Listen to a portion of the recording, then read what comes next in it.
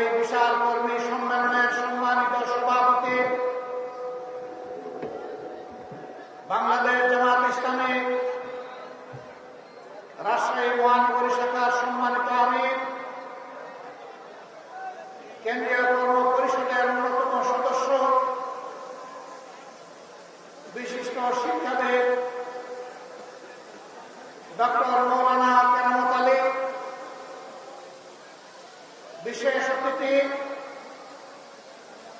উত্তর জনপদের মাটি এবং মানুষের প্রিয় মাতা, বিশিষ্ট শিক্ষা সাবেক